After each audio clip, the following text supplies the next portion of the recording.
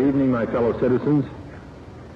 This government, as promised, has maintained the closest surveillance of the Soviet military buildup on the island of Cuba. Within the past week, unmistakable evidence has established the fact that a series of offensive missile sites is now in preparation on that imprisoned island. The purpose of these bases can be none other than to provide a nuclear strike capability against the Western Hemisphere. Within 24 hours, a confrontation between the searching forces of the United States and a Soviet vessel heading for Cuba must take place. Kennedy and Soviet Premier Khrushchev tested each other's resolve, and in doing so, brought mankind closer to nuclear devastation than any time before or since. The rest of the world, including Fidel Castro, could only watch and wait. The world breathes a little easier. Soviet ships would be photographed carrying the missiles out of Cuba. While nuclear weapons would no longer be shipped, Cuban and Soviet commerce continued apace. Now, all that has changed. The USSR is going through a very deep crisis, politically, economically, and socially. And of all our support, the USSR is the strongest pillar for our economic and social development. This recent speech to the Committee for the Defense of the Revolution may have been the most difficult of Fidel Castro's career. It was a clear warning that Cuba was headed for economic crisis. Needless to say, at this time, we don't know what is going to be the base for our commerce with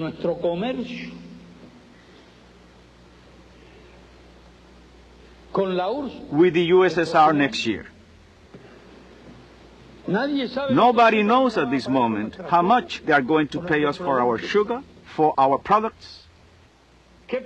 How much are they going to charge us for their products supplied by the USSR? How much fuel can we hope to receive? That nobody knows at this moment. Nobody knows. The Cuban waterfront is getting quieter all the time. Cuba has been searching the horizon for new trading opportunities. The survival of Cuba's system in the days ahead will not depend upon the generosity of a foreign power, but upon the resolve and patience of the Cuban people themselves. We know about the situation that we have right now and about the one that can come, because Compañero Fidel has been explaining to the population the difficulties that we are going to have. But we are getting ready for this.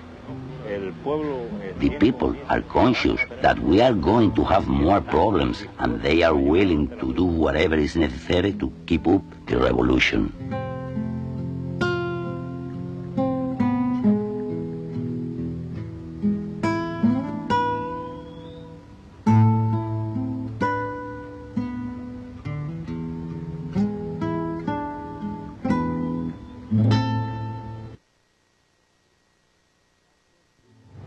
Castro's Cubans are definitely their own people. But the world is changing around them. As communism in Europe fails, the Cubans try to hold a steady course, sometimes against the incessant winds of history. Sugarcane, for 2 centuries the mainstay of the Cuban economy. And for all that time, both a blessing and a curse. A blessing because there are few places on earth where cane grows so well. A curse because Cuba, even revolutionary Cuba, has relied on little else for its prosperity. Cuba's #1 cash resource demands sweat, machete, and a national mobilization, all to bring in about 15 cents on the pound.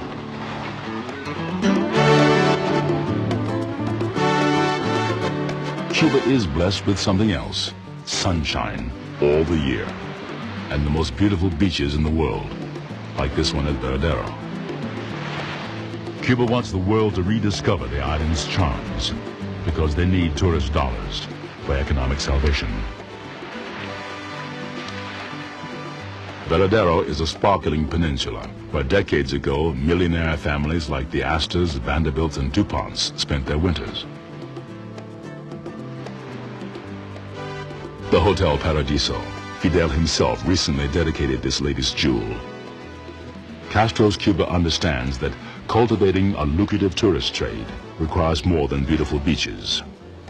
They've entered the highly competitive arena of tourism. Well-traveled vacationers have high expectations, so Cuba has created special shops for tourists only. These shelves can never be empty if they're going to generate the desperately needed revenue. Restaurants have to offer world-class gourmet cuisine. The only lines tolerated here are for the buffet. The food is too good. It is very nice here, and we didn't thought that it was so nice. The people here in the hotel are so nice. They do everything for the tourists. The rooms are very clean, and it is very, very nice here. We didn't thought that it would be so nice to go to Cuba. When they ask you where you're going, you tell them Cuba. They say, what? Cuba? What are you going there for? I am a travel agent. So we researched a bit, we read it, but we just had no idea it'd be so beautiful. Until now, Castro's Cuba hasn't had the expertise to cater to the beautiful people of Western capitalism, nor the cash to build luxury accommodations. So they've been getting assistance from Italian, French, and Spanish developers. They will have to invest millions in the hope that Cuba will be as popular as any Caribbean vacation spot. But for Castro's Cuba, the tourist industry is a double-edged sword. Providing foreigners with what the average Cuban can only dream of must bring back a sense of déjà vu. Haven't they been here before?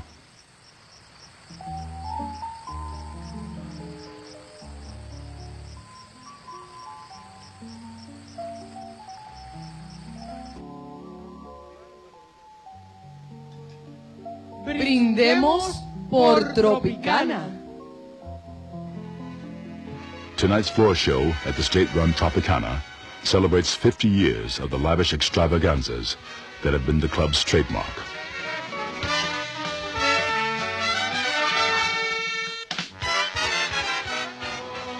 The kind of bourgeois decadence that fanned the fires of revolution only 30 years ago. Castro's Cuba has decided it has no choice but to play with this fire. They're just hoping they don't get burned.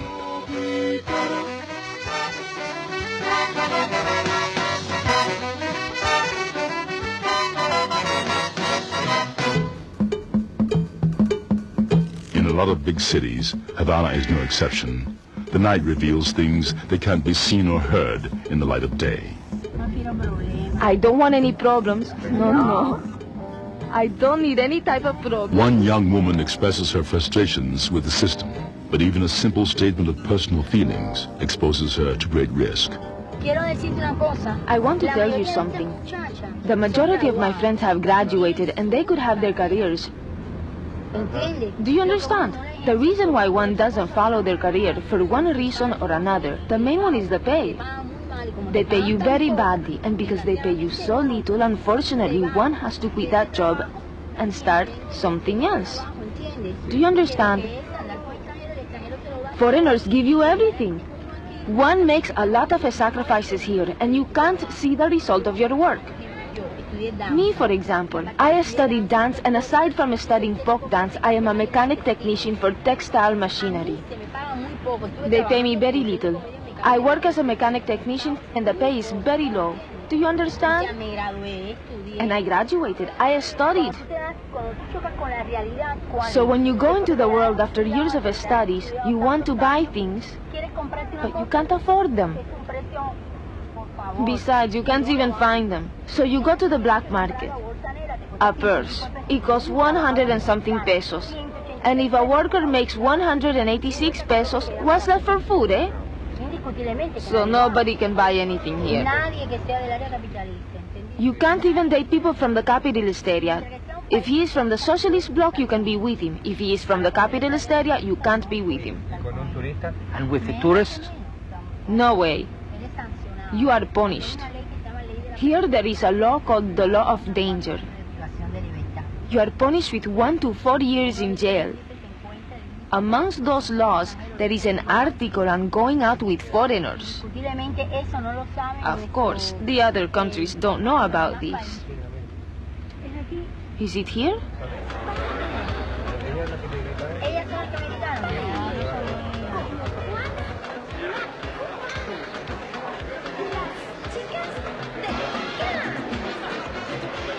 As dangerous as it is, hotel discos are usually filled with young Cuban women dancing with foreign tourists, technicians, and businessmen.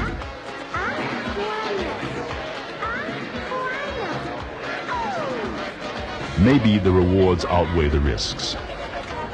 A first-class night on the town, or some cash in one's pocket, or the ultimate prize, the prospect of marriage, and a ticket off the island. In respect to food, we are very bad, because there is no meat, there is nothing. Everything is so expensive that now we are going backwards. Every day we are going backwards, backwards, backwards. Do you understand?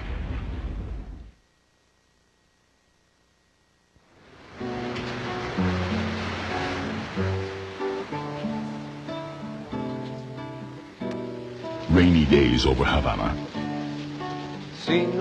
Lines are getting longer. Times are getting harder. Sacrifice and patience are now, more than ever, what the revolution requires.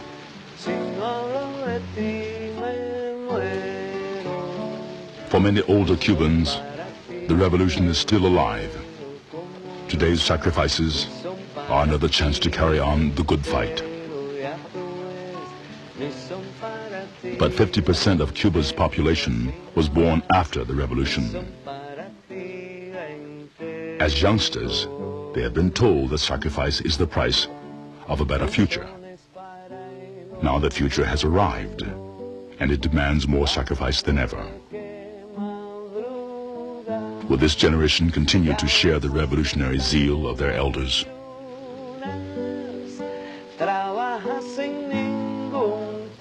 Juan Formel is one of Cuba's most popular performers. He is a man in touch with the mood of Cuba's youth. Yet born before the revolution, he also understands that sacrifice is a way of life. I am famous here in Cuba, and in a lot of places in the world. The extent to which one can be famous here in Cuba, I live a very simple and modest way of life. It's a little bit of a philosophy, not exactly of resignation, but that one in life has a goal. This sets a limit. And that is the way we live. Tonight, Formel's band is performing in concert. It's a major event on any young Cuban's social calendar, because events like this are few and far between.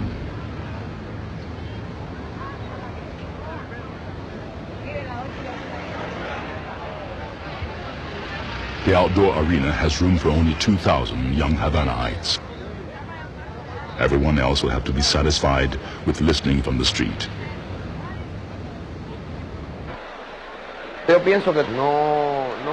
I think that there is not a complete satisfaction among young people for things to do in their spare time. There is a perception that the youth need more entertainment possibilities. This is a problem. There are few places where people can go dancing. Audience anticipation is high. A chance to dance to one of the hottest bands in Latin America. A chance to cut loose. As long as these kids are dancing, maybe the pressures and demands of life in Cuba can be diffused. Because a generation of dissatisfaction could well be the ultimate threat to Castro's Cuba. Tal como habíamos prometido, en la noche de hoy el Salón Rosado, el salón más musical de la América Latina, presenta el fabuloso tren musical de la alegría, ¡Los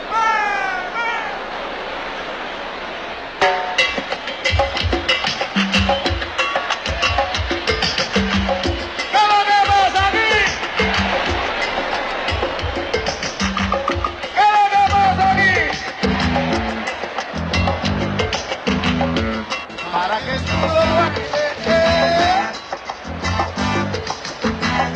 para que tú lo bailes,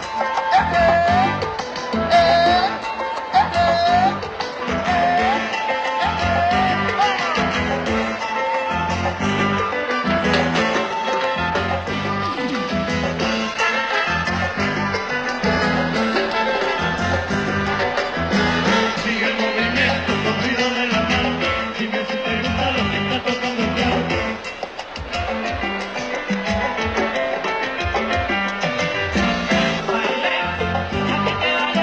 Yo tengo una mujer que le sabe bailar, los viejos y los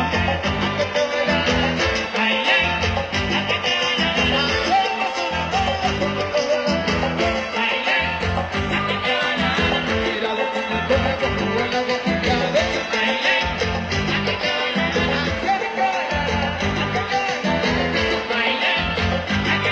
y volveré a ser hombre que cocina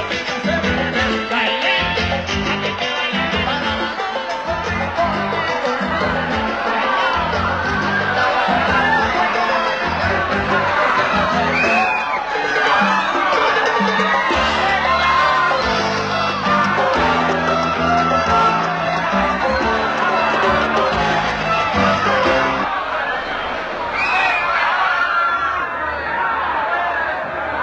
Creo que la juventud nuestra siempre ha sido inquieta. Well, our youth are always Tienen el searching, orden de que no les gusta but in the way that they don't like to feel pressured by things that they can't understand. realmente no las entienden. Yo creo que I think that the youth knows what is happening in Cuba. They know in the political and social sense what they represent in this moment. For me, I think that the youth is the most important thing that we have in this moment. We have been through a lot and made many sacrifices. Now we are giving the youth the future of this country. Cuba has taught its children to think, and now they're thinking. And maybe what they're thinking is that they don't like what they're thinking. Will they continue to conform to the revolutionary discipline of their elders, or are they being tempted by the material world that looms 90 miles to the north?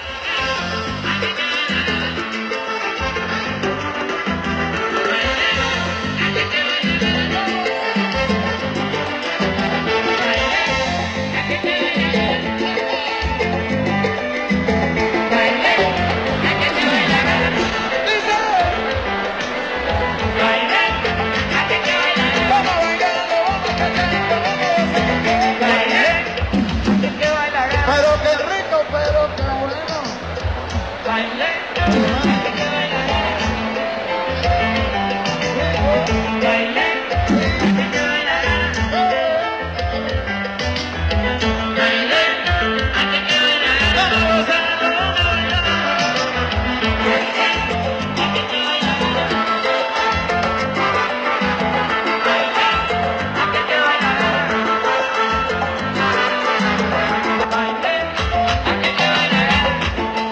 Oye, ¿qué puedo con esto? Vamos a matar aquí, dice.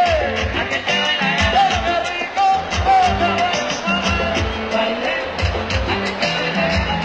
oye, vamos a 5, porque mucho. El negro está cansado ya. ¡Listo! ¡Chévere! Gracias,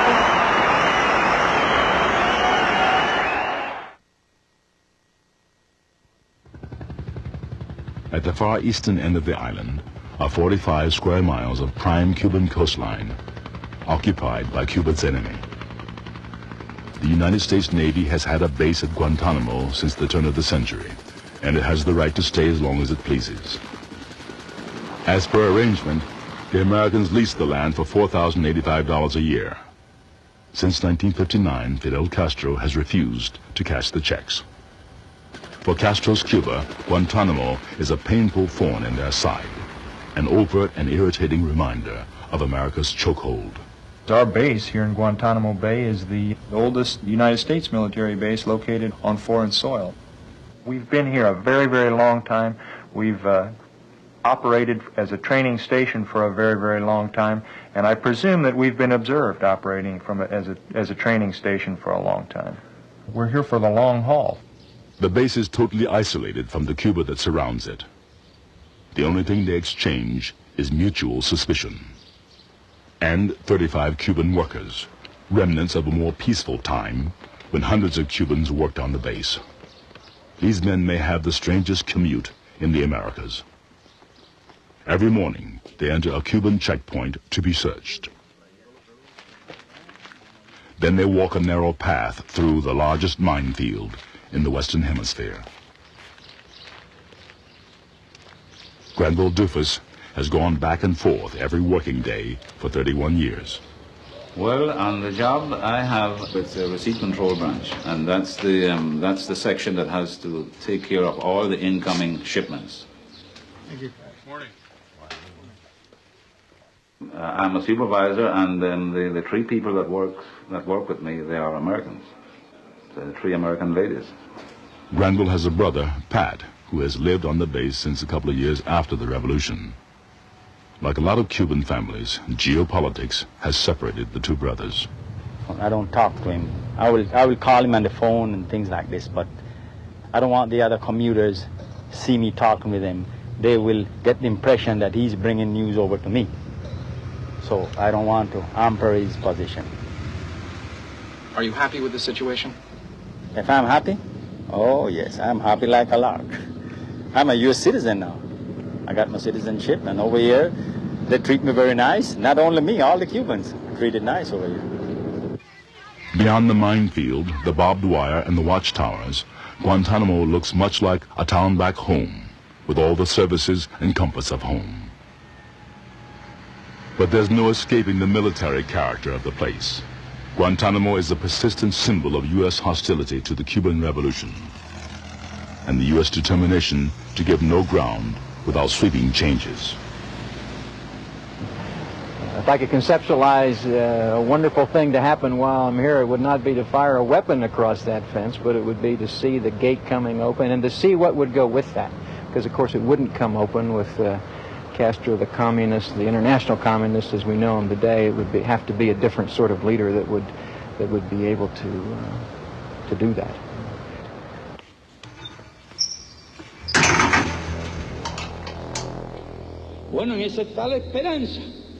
Well, this is the great hope of the imperialists.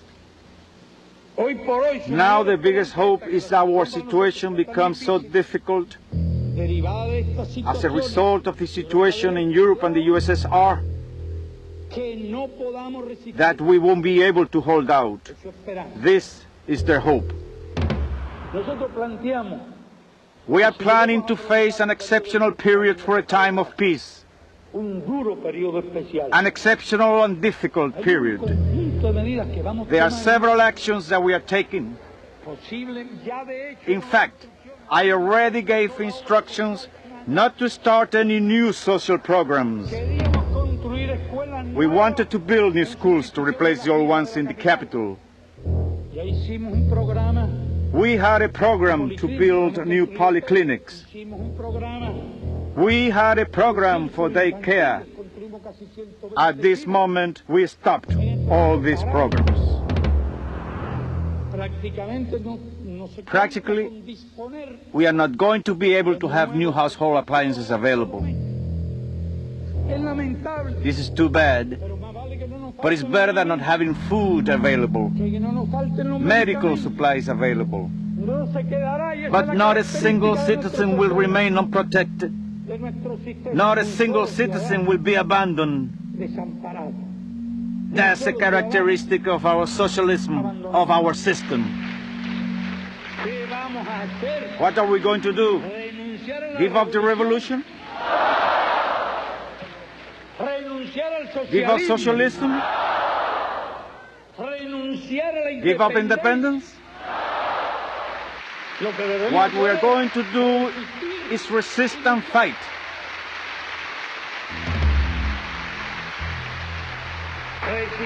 I am saying resist, fight and win, of course.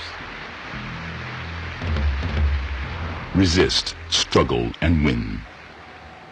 A new slogan for a new and difficult time. On the streets, the future is closing in. Cuba is struggling with the inevitability of change itself. And change will come to Cuba. Perhaps change will be encouraged by their neighbor to the north, who, by emphasizing mutual interests rather than mutual suspicions, will lessen the hardships of life in Cuba.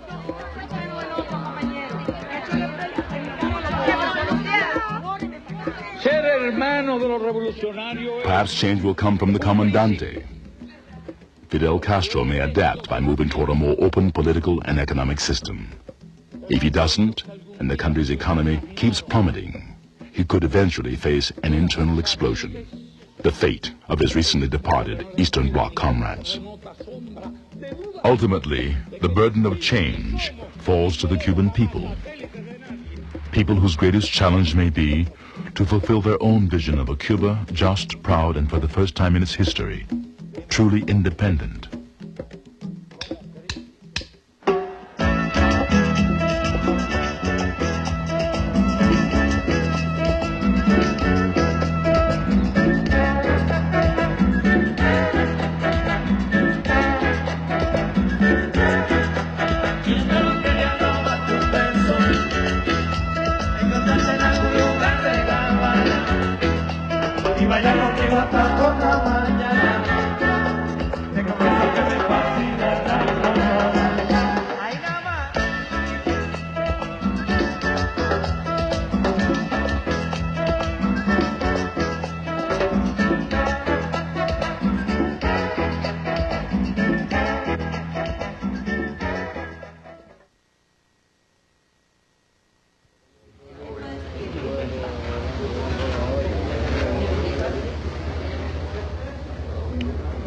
Looking across the harbor at Havana this gray evening, you think about the reality of the past 30 years of Cuban-American relations. The reality that the two countries are only 90 miles apart. The reality that there are more Cubans in Miami than most cities in Cuba. The reality that all human beings want much the same things. The reality that the two countries are bound together whether they like it or not. Time to get used to that reality, perhaps. I'm James Earl Jones with Portrait of Castro's Cuba. Thank you for watching.